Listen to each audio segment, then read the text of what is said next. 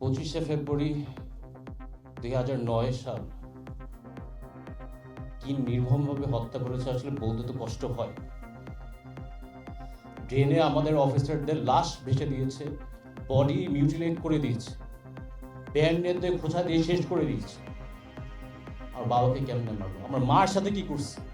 আসলে আমি সরাসরি বলে দিই, পৃথিবীর ইতিহাসে আমার মনে হয় না কোনো ইভেন্ট হয়েছে যেখানে একটা সিটিং প্রধানমন্ত্রী একটা বিদেশি রাষ্ট্রের সাথে ষড়যন্ত্র করে বাংলাদেশের রাজধানীর বুকে 57 সেনা অফিসার হত্যা করে। এই কারণে আমরা শহীদ সেনা দিবস দাবি করছি।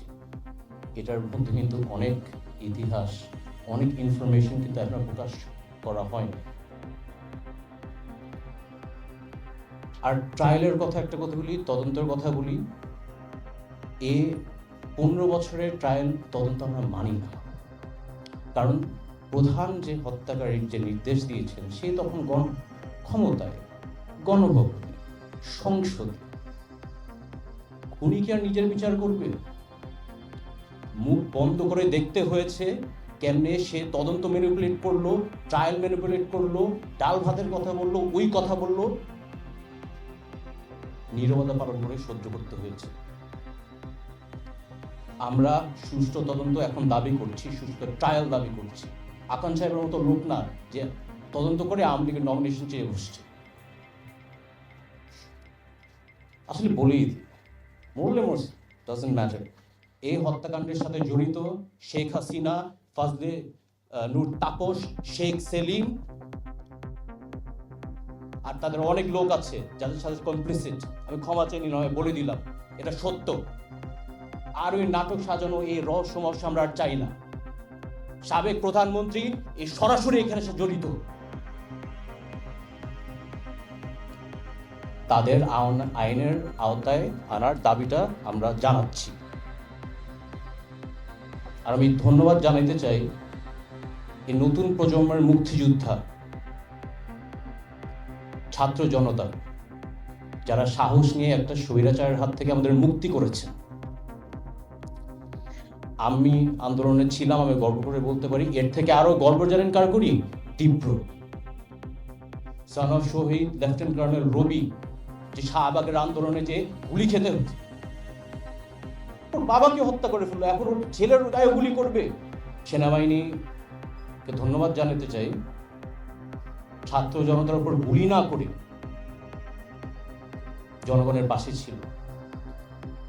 আমার আস্থা আছে যে সেনাবাহিনী দেশটাকে আগায় নিয়ে যাবে।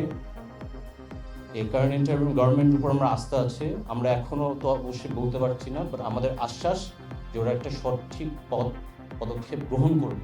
লাস্ট 25 ফেব্রুয়ারি কয়েক স্টেটমেন্ট দেওয়ার পর এক আওয়ামী লীগ নেতা আমাকে ফোন দিয়ে বলে যে ওনার নেত্রী পিলখানায় আমার বাবা মাকে জবাই দিয়ে গেছে, আমি যদি বেশি বাড়াবাড়ি করি আমাকেও তেমনি জবাই দিই।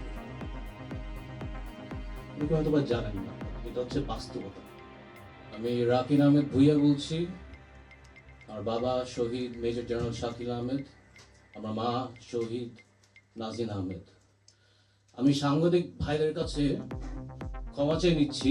আসলে পিলখানা নিয়ে আলাপ করতে গেলে গুছানো মাঝে মাঝে কথাটা বলে একটু কঠিন হয়ে যায়। ক্ষমা চেয়ে নিচ্ছি, যদি পয়েন্ট মিস করি পরে জিজ্ঞেস করে নিতে পারেন।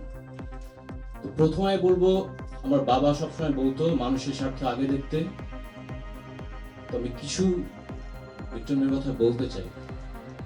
আপনারা জানেন, পিলখানা হত্যাকাণ্ডের পরপর আমাদের অনেক পেট্রিয়টিক, জাতীয়বাদী এবং সাহসী সেনাবাহিনীর কর্মকর্তা কিন্তু বিচার চেতে গিয়ে তাদের চাকরিচ্যুত হয়ে গেছে। অনেক অফিসারদের কিন্তু জেলও হয়ে গেছে। দরবারের শত শত অফিসার আগের রেজিম চাকরি শেষ করে দিয়েছে, সবার অফিসারদের জীবন ধ্বংস করে দিয়েছে।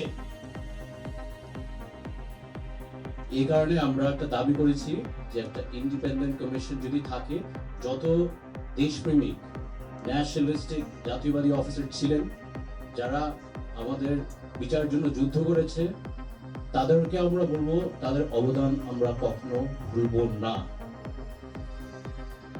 We will never forget ওরা